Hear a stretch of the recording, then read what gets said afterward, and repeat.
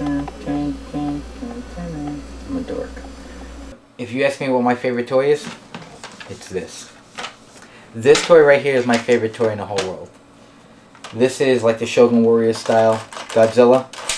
The reason why I love this toy more than anything, as dusty as it is, I've had this toy since I was about 5 years old. My father got me this toy, and it's the one thing that I remember, you know, him getting me. It's like the first thing that I remember him buying me. And, you know, I didn't have to pull teeth. He just got it for me. It's got firing fists. It rolls on its feet. And every time I look at this, I think of my old man, you know, because my father and I are really good friends. You know, my mother and I are also, you know, really good friends as well. But I remember this when it comes to, like, toys. This is just the innovation. Like, this is the thing right here that reminds me of my old man. So every time I put this on my desk and I have it on top of my computer, I look at it. You know, and it's just, when I call him on Wednesdays or when I'm talking to him, because I speak to him like once a week at least on a Wednesday, I kind of look at this and I remember times when I grew up in Korea when, you know, I didn't speak any English and, you know, everybody knew who Godzilla was, and he got this for me. So yes, you know, if you ask me, I'm a G.I. Joe fanatic. I love Star Wars. I'm a G.I. Joe fanatic, and Star Wars is one of the first toys that got introduced me when I came here. But if you're going to ask me what my favorite toy is in the world, it's this. And it's because of the nostalgia. It's not because of what it can do. It's not because of anything else. It's because there's just something about this that reminds me of my youth. It reminds me of a better time when I didn't have to pay rent, pay bills, or anything like that. But this is my favorite toy because my father got this for me, and this is the first toy that I ever remember receiving. Godzilla right here is the #1 toy, so hence you can see how it all culminates together from movies, script writing, this, why, you know, you take the opportunities. And subconsciously, you know, I didn't even think about it at the time, but as time reflected, I was like, this is the reason why. Growing up as a kid, I moved around a lot, you know, military family, so it forced me to kind of have to make substitute friends, if you would. You know, psychologically, there's something in that. Toys will never offend you or go away, per se, unless you lose them and not take care of them. As you can see, I've been collecting for many years, and it's not so much the act of just owning a toy, it's just collecting and other, like, little things. You can't have a good guy, you can't have a good guy without a bad guy.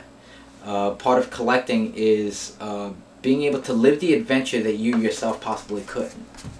If that would be the best way to describe it. It's fantasy. It's bringing to life things that you could never or may never do, or may never attempt to do. My name is Solomon Witt. I am I guess if you want to call it a comic book artist, an illustrator. I love the concept of being able to take expression and meaning and putting it down on paper, whether it be storyboard and or comic books. That's sort of like what I do, trying to be able to take an vision that somebody else has and put it down on paper so the rest of the world can actually see it. This first piece that you're looking at is something that I did many years ago when I was pretty young. I was actually just testing out the waters.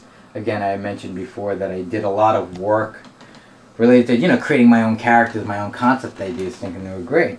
And this character right here was actually part of a small mini-series that I actually started with a friend named Mike that I had at the time. And we were actually called Monolithic Studios, so I actually use that as a Yahoo name still today because of it. We attempted to do a comic book, and we actually sold pretty good. We sold a pretty good amount. We sold 2,500 copies of this book through what they call UFC, United Federation of Comics, back then. Yeah, this is a customized version of one of the giants that we actually sell. And I actually did a lot of the sculpting on the stomach and on the breast area. I sculpted all this. Sculpted all these pieces, sculpted a lot of the hair, and even modified all these little pieces to create like a tongue and a mouth and teeth. Well, these two characters are actually somewhat recent, within the past couple of years, that it's developed for a storyline for a movie plot I actually wanted to do. I currently have a writer working on this.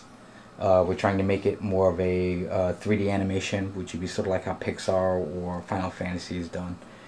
Which hopefully will be done in a couple of stages. Music's currently being done for it, so we don't know if you know, how much more time we have. I would like to release this within the next couple of years. So these are some of the characters, the base idea for that movie idea as well. The working title is called Gothic Slam. In storyboarding for Godzilla, it laid a platform for me to be able to do other things like independent films, to do storyboarding for them as well, and I used it as sort of like a resume. But unfortunately, it never gave me anything that was solid. You know, I was never able to like put my name and stamp. Partially one of the reasons why, again, in doing the Godzilla thing, being my favorite toy, I think it launched a platform somewhere inside my heart and in my head that said I needed to do my own things. I needed to be able to do my own things, my own storyboard, writing, concept ideas, build something that I can actually put my name on. And I can actually thank it all to this toy. Now, one of the other jobs that I've received was actually doing some storyboard and some writing and stuff like that for Marvel. I was working with a friend and we were doing a concept sketch. I was told that I should be, in order to work at Marvel, I mean a lot, or other companies like DC Comics or wherever else, in most cases you need to draw their stuff. And I was always used to just drawing my own characters and like weird techniques and stuff that just wouldn't fly if you were a comic book artist or if you were any type of artist trying to do somebody else's work. Can't expect to work for DC doing Superman when you're trying to get a job at Marvel. Although your your technique is good, I was just told that I couldn't do that. So I needed to be able to tell a story within, you know, I believe 3 to 5 pages.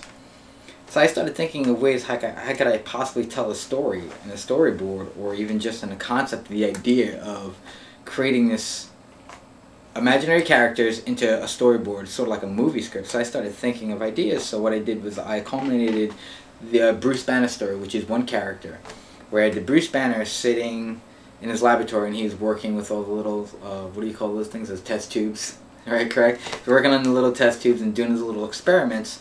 And on the far back side of the wall, in one of the starting panels, of course, you have to have the shot where he's, you know, atmosphere, environment. And he's just, you know, you see the laboratory in the background, it's nighttime, and, you know, Bruce Banner's working in a science lab and a little flies on the wall, and you can see the reflection in the next panel of like a warped out Bruce Banner working, because you can see from the fly's eyes what he's doing. The next panel is a close-up of Bruce Banner, and there's a little fly that's flying right past him. He goes to swat it, and as he goes to swat at the fly, he knocks over one of the little test tubes. He gets a little upset, and that's when, of course, as you start to go through the panels, he starts turning into the Hulk.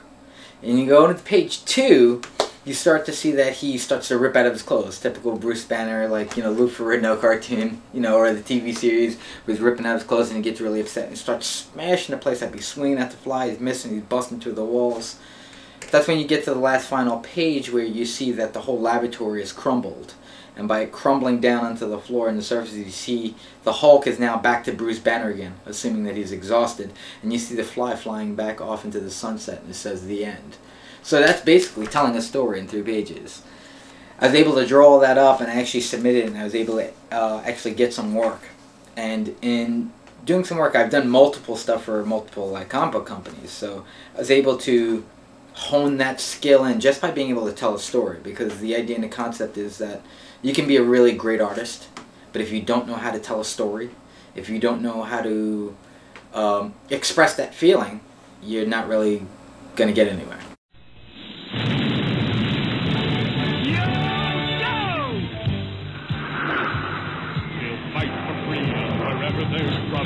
G.I. Joe is there. G.I. Joe, American hero. G.I. Joe is there. It's G.I. Joe against Cobra and Destro, fighting to save the day. He never gives up. He's always there, fighting for freedom over land and air. G.I. Joe, American hero. G.I. Joe is there. G.I. Joe is the code name for America's daring, highly trained special...